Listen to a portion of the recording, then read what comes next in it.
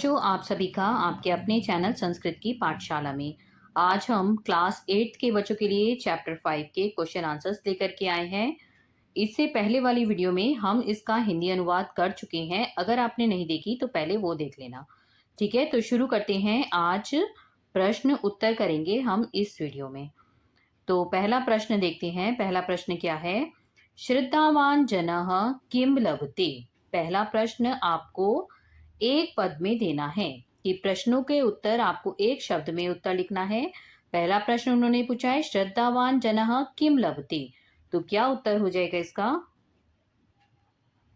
तो इसका उत्तर क्या हो जाएगा? पहले उसका देखते हैं। तो श्रद्धावान जनः किम लभते, श्रद्धा रखने वाला व्यक्ति क्या प्राप्त करता है? तो क्या प्राप्त करता है? ज्ञानम। ज्ञानम मतलब होता है ज्ञान।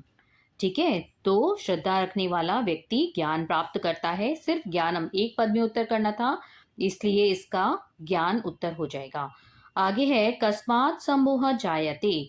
मोह जो है किससे उत्पन्न होता है? तो क्रोध से मोह उत्पन्न होता है, तो इसका उत्तर हो जाएगा क्रोधात। अगला है सम्मोहात किम जायते, कि मोह से, अब कह रहे हैं मोह से क्या उत्पन्न होता है? तो स्मृति का भ्रम हो जाता है। जब मोह हो जाता है तो हमारी बुद्धि भी काम करना बंद कर देती है और स्मृति का भ्रम कहा गया है। अगला है अर्जुनाय गीताम कह उपदिष्टवान। अर्जुन को गीता का उपदेश किसने दिया था? तो उत्तर हो जाएगा श्री कृष्ण ने। भगवान श्री कृष्ण ने अर्जुन को गीता का उपदेश दिया था। अगला प्रश्न है हर्ष अमर्ष भय उद्वेगः मुक्तः नरः कस्य प्रिय भवति। जो व्यक्ति हर्ष, क्रोध, भय और चिंता से मुक्त होता है वह किसे प्रिय होता है? तो किसको प्रिय होता है? वह श्री कृष्ण को प्रिय होता है। ऐसा व्यक्ति जो हर्ष, अमर्ष, भय, उद्वेग और चिंता से मुक्त होता है। तो उत्तर हो जाएगा हमारा श्री कृष्ण। ठीक है, तो पहला प्रश्न हो गया हमारा पूरा। अगला प्रश्न उन्होंने पूछा है पूर्ण वाक्येन उत्तरम लिखत, कि आपको पूर्ण वाक्य में इसका उत्तर लिखना है। पहला प्रश्न कहा है कीदृशम वाक्यम वाङ्मयम तपः उच्यते। तो क्या बोल रहे हैं कि कैसा वाक्य वेदों में तप कहा गया है? तो कैसा वाक्य वेदों में तप कहा गया है? अनुद्वेग करम। तो उत्तर है इसका अनुद्वेग करम सत्यम प्रियम हितकारी स्वाध्यायम अभ्यसनम च ए वाङ्मयम तपः उच्यते। तो वेदों में किसको तप कहा गया है? अनुद्वेग कर, सत्य, प्रिय, हितकारी, स्वाध्यायाम और अभ्यसन को वाङ्मय तपः उच्यते। आगे है कीदृशः कीदृशः जनम स्थित दी उच्यते। कैसे जन को जो है स्थित दी कहा गया है? तो दुखेशु अनुद्विग्न मनः और सुखेशु विगत स्पृहा वीतराग भय क्रोधः जनः स्थित दी उच्यते। किसको स्थित दी कहा गया है? दुखेशु अनुद्विग्न मनः, सुखेशु विगत स्पृहा, वीतराग भय क्रोधः जनः स्थित दी उच्यते। जो दुख में बहुत दुखी नहीं होता, सुख में बहुत ज्यादा खुश नहीं हो जाता और भय, राग, क्रोध इन सब से जो अलग है उसको स्थिति कहा गया है। अगला है जनः कथम प्रणश्यति। तो जनः बुद्धिनाशात प्रणश्यति। ठीक है, अगला देखते हैं हम। इसका है जनः कथम उत्तमां शांतिं प्राप्नोति। तो श्रद्धावान संयतेन्द्रियः जनः ज्ञानम लब्ध्वा उत्तमां शांतिं प्राप्नोति। तो क्या है इसका? जनः कथम उत्तम शांति को प्राप्त होते हैं लोग? तो श्रद्धावान संयतेन्द्रियः जनः, जो श्रद्धावान होते हैं, और संयम, जो इंद्रियों पे संयम होता है जिनका, वह जन जो है ज्ञानम लब्ध्वा, ज्ञान को प्राप्त करके उत्तम शांति को प्राप्त करते हैं। आगे है उपदेश प्राप्ति त्रय उपाय के भवंती। उपदेश प्राप्ति के कौन से 3 उपाय बताए गए हैं? तो अभिवादनशीलता, सेवा जिज्ञासा च उपदेश प्राप्ति त्रयः उपायः भवन्ति। ये 3 उपाय हैं। ठीक है, तो ये प्रश्न 2 हमारा पूरा होता है।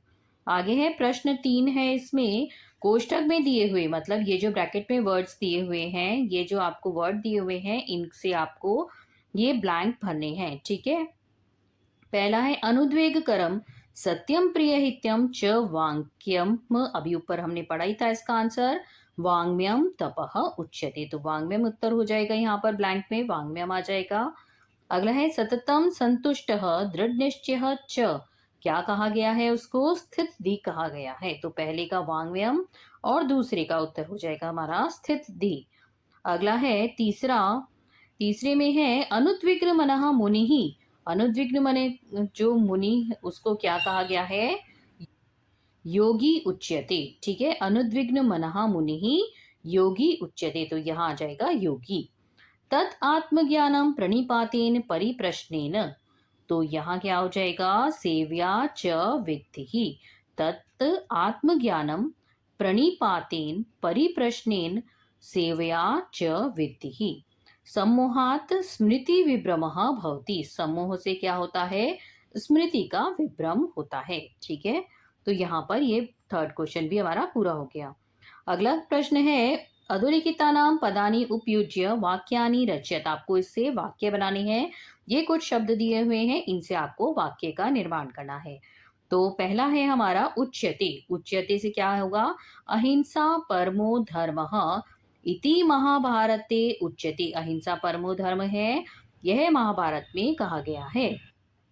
अगला है च। च से क्या बनेगा? रामः सीता लक्ष्मणः च वनम और रामः सीता लक्ष्मण, राम सीता और लक्ष्मण जो है क्या? वनम अगच्छन। अगच्छन यहाँ पर आ गया है इसका अगच्छन। ठीक है, यहाँ आ जाएगा अगच्छन भी लिखेंगे इसमें।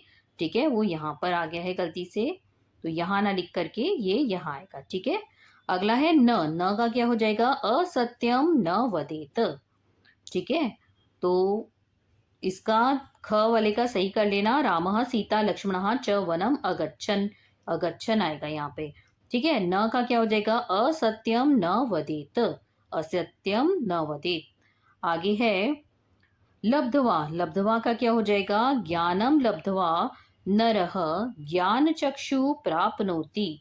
ज्ञान को प्राप्त करके जो है नर जो है ज्ञान चक्षु को प्राप्त करता है। कुर्यात, छात्रः ध्यानेन अध्ययनम कुर्यात। ठीक है, ध्यान से अध्ययन करना चाहिए। ठीक है, आगे है क्वेश्चन नंबर 5 आ गया। पाठ के अनुसार समुचितेन पदेन श्लोकन पूर्यत। श्लोक को पूरा करना है इसमें। दो पाठ को पढ़ करके आपको श्लोक को पूरा करना है। तो क्या लिखा है इसमें? पहला, श्रद्धावान लभते ज्ञानः ज्ञानम तत्परः संयतेन्द्रियः। पहले का हो जाएगा संयतेन्द्रियः। अगला है स्वाध्याय अभ्यसनम च एव वांग्म्यम तपः उच्यते। तो यहाँ क्या आ जाएगा?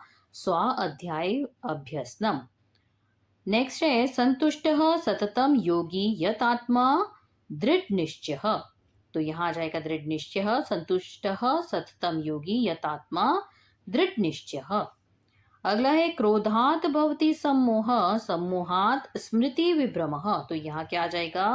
क्रोधात। आगे देखते हैं, नेक्स्ट है इसका तद्विधि प्रणिपातेन। यहाँ क्या आ जाएगा? प्रणिपातेन परिप्रश्नेन सेवया। क्वेश्चन नंबर 6 पे आ गए। अब हम उदाहरण के अनुसार पद को हमें स्त्रीलिंग में परिवर्तित करना है। बहुत आसान है स्त्रीलिंग में परिवर्तित करना इसको।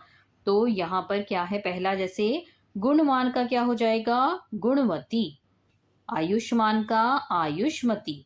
क्षमावान का क्षमावती। और इसी तरह से आगे बनेंगे। ज्ञानवान का क्या हो जाएगा? ज्ञानवती। और श्रीमान का हो जाएगा श्रीमती। तो इनको हमने शब्दों को स्त्रीलिंग में बदला है। ठीक है, अब है क्वेश्चन नंबर 7 पे आ गए। इसमें लिखा है समुचितेन पदेन सह स्तंभो मिलियत। इनको स्तंभ को मिलाना है इसमें। ठीक है, तो पहला है जैसे, तो कैसे करेंगे इसको? जैसे सर्वभूता नाम शब्द लिखा हुआ है इसमें, तो इसको किससे मिलाएंगे? ये आपकी ये आंसर है। क्वेश्चन आपकी अपनी बुक से देख सकते हैं, लेकिन लिखने की जरूरत नहीं है क्योंकि दो दो बार टेबल बनाने की जरूरत नहीं है, एक ही बार बस कर सकते हैं इसको। तो ऐसे ही इसको आप अपनी नोटबुक में लिख सकते हैं। तो सर्वभूता नाम का क्या अर्थ होता है? सर्वेशाम प्राणी नाम। और हिंदी अर्थ क्या है इसका? सभी प्राणियों का। अनुद्विग्न मनः यस्य मनः विचलितम न भवति। जिसका मन विचलित नहीं होता उसे कहते हैं अनुद्विग्न मनः। तो इसका हिंदी अर्थ हो जाएगा जिसका मन विचलित नहीं होता। आगे है स्थित धी, स्थिर मतिमान, जो जिसकी बुद्धि स्थिर है, मतलब जो सुख में सुखी, बहुत ज्यादा खुश नहीं होता और दुख में बहुत ज्यादा दुखी नहीं होता, उसको कहते हैं स्थित धी। ठीक है, तो स्थिर बुद्धि वाला। आगे है परिप्रश्नेन, पुनः पुनः प्रश्न करने, बार बार प्रश्न पूछने के द्वारा। संयतेन्द्रिय, इंद्रिय संयमी, जिनकी इंद्रिय संयम में है, जिसकी इंद्रियां संयमित हैं, उन्हें कहते हैं संयतेन्द्रिय। ठीक है, तो प्रश्न 7 में हमें 3 कॉलम दिए हुए थे, अ, ई और ये इसमें हमें क्या करना था, ये मिलान करना था। ठीक है, आगे है प्रश्न 8, श्रीमद् भगवत गीताया विषय पंचवाक्यानि लिखित, 5 वाक्य लिखने हैं आपको श्रीमद् भगवत गीता के। तो यहाँ पर आपको इस तरह से ब्लैंक दिए हुए हैं 5 और आपको सेंटेंस बनाने हैं 5। ठीक है, तो पहला सेंटेंस क्या है हमारा, श्रीमद् भगवत गीता भगवान श्री कृष्णस्य अर्जुनाय उपदेशः अस्ति। श्रीमद् भगवत गीता भगवान श्री कृष्ण का अर्जुन को दिया हुआ उपदेश है, पहला सेंटेंस हो गया। अगला है गीतायाम सप्तशतम श्लोकः सन्ति, 700 श्लोक हैं गीता में, तो ये सेकंड हो गया हमारा। अर्जुनस्य संशयं दूरं कर्तुम गीता लिखितः, अर्जुन के संदेह को दूर करने के लिए जो है गीता लिखी गई थी। जो गीता जी का उपदेश दिया था वो श्री कृष्ण ने अर्जुन को दिया था, और किस लिए, क्योंकि अर्जुन का संशय दूर करने के लिए ऐसा श्री कृष्ण ने अर्जुन को उपदेश दिया था। आगे है महाभारते भीष्म पर्वाणि गीता वर्णिता, महाभारत का जो भीष्म पर्व था उसमें गीता का वर्णन आता है। और गीतायाः उपदेशः जीवनम शोभयन्ति, गीता के उपदेश जीवन को जो है सुशोभित करते हैं। तो ठीक है, यहाँ पर ये हमारा प्रश्न 8 भी पूरा हो गया। तो बच्चों आज हमने किया है पाठ 5 गीता सुगीता कर्तव्या। तो यहाँ पर हमारे सारे जो है हमने ये क्वेश्चन 8 तक पूरे कर लिए हैं। तो अगर आपको ये वीडियो पसंद आया है तो वीडियो को लाइक करें, अपने फ्रेंड्स के साथ ज़्यादा से ज़्यादा शेयर करें, और अगर आपने हिंदी अनुवाद नहीं देखा तो पहले हिंदी अनुवाद ज़रूर देखें, तभी आप प्रश्न उत्तर की वीडियो देखें, जिससे कि आपको क्वेश्चन आंसर पूरे अच्छे से समझ में आ जाए। ठीक है, तो अगर आपने अभी तक, तो बच्चों अगर आपको ये वीडियो पसंद आया है तो वीडियो को लाइक करें, अपने फ्रेंड्स के साथ ज़्यादा से ज़्यादा शेयर करें, और अगर आपने अभी तक हमारे चैनल को सब्सक्राइब नहीं किया तो सब्सक्राइब करें। तो मिलते हैं नेक्स्ट वीडियो में प्रश्न जिसमें करेंगे हम पार्ट 6 का हिंदी अनुवाद। तब तक के लिए धन्यवाद।